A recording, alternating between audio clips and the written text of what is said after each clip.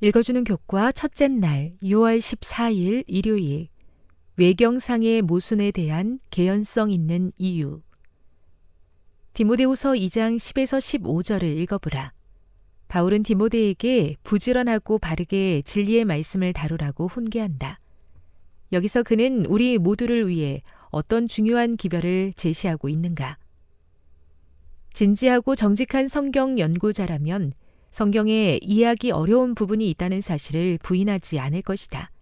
그렇다고 불안해할 필요는 없다. 사실 어떤 의미에서 우리는 그러한 어려움을 충분히 예상할 수 있다. 왜냐하면 우리는 불완전하고 유한한 존재이기 때문이다. 그 누구도 모든 분야의 지식을 다 알 수는 없다. 하물며 신령한 영역이랴. 따라서 무지하고 유한한 인간이 무한하신 하나님의 지혜를 깨닫고자 한다면 어려움이 많을 수밖에 없다. 그러나 그와 같은 성경의 난해함이 어떤 방식으로든지 그것의 허위를 증명하는 것이라고 할 수는 없다. 하나님의 계시와 영감에 대한 성경의 가르침을 배척하는 자들은 종종 그러한 난해함을 모순과 오류라고 단언한다. 그들에게 성경은 단지 인간의 책에 불과하기 때문에 그들은 성경이 불완전성과 오류를 내포한다고 믿는다.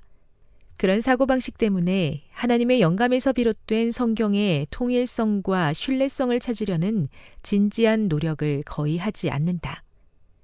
성경의 첫 페이지에서부터 질문을 시작하는 사람은 성경의 남은 부분에 대해서도 곧 의심과 불확실성의 늪에 빠질 것이다. 성경의 부분적인 불일치는 필사자 또는 번역자들의 사소한 실수에 기인한 것일 수도 있다. 엘렌 G. 화이트는 이렇게 진술한다.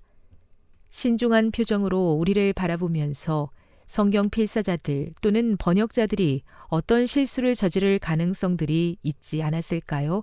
라고 말하는 사람들이 있다. 물론 이러한 일이 있음직하지만 편협한 정신을 가진 사람은 이러한 가능성이나 우연의 일치에 대하여 주저하게 되고 걸려 넘어지게 되는데 이런 자들은 그들의 미약한 정신력으로 하나님의 목적을 통찰할 수 없으므로 영감으로 기록된 말씀의 신비들을 쉽사리 곡해하게 된다. 신령한 것에 속한 것일지라도 단순한 정신의 소유자라면 받아들이고 식별할 만한 단순한 것들을 그들은 너무도 쉽게 곡해한다. 가려 뽑은 기별 1권 16. 교훈입니다. 성경은 일부 난해함을 포함하고 있다. 그렇다고 그것이 성경 전체의 신뢰성을 훼손할 정도는 아니다. 묵상.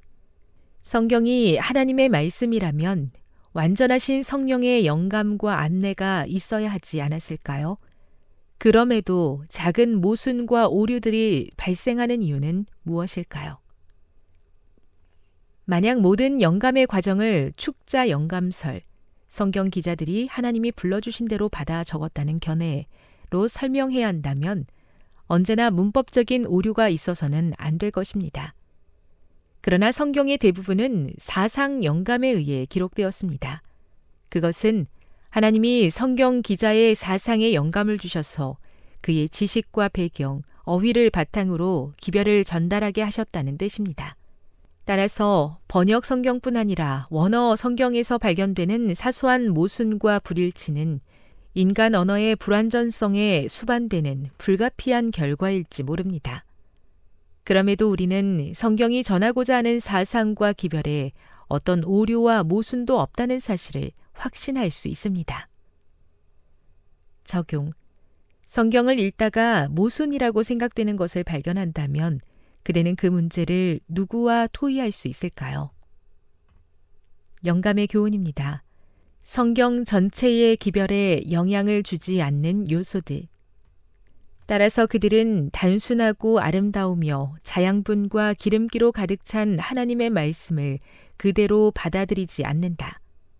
성경을 베끼거나 번역하는 일에 실수가 있었다 하더라도 이런 모든 실수들이 영혼을 위태롭게 하거나 어떤 자의 발이 걸려 넘어지게 하지 않을 것이며 그런 실수들로 말미암아 가장 밝히 드러난 진리가 난해한 것이 되게 하지도 않을 것이다.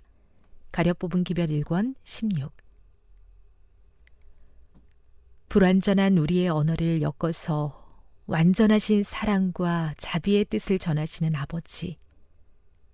제가 성경을 읽을 때마다 그 신비한 영감과 조명의 과정을 경험할 수 있게 해 주시옵소서.